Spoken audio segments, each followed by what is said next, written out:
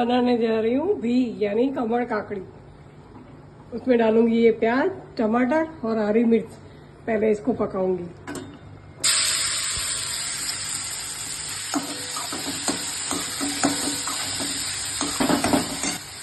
नमक डाल रही हूँ।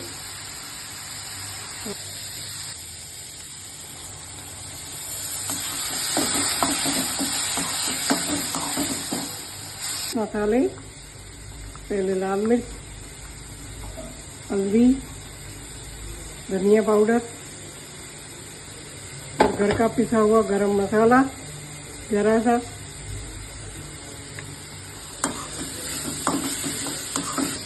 अब इसमें डालेंगे भी यानी कमर काकड़ी। ये मैंने बॉईल करके रखे हैं।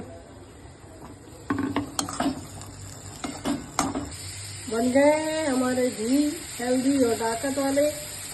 देखिए, हरा धनिया डाल रही हूँ। इसे ऐसे ही खा सकते हैं, रोटी के साथ भी खा सकते हैं।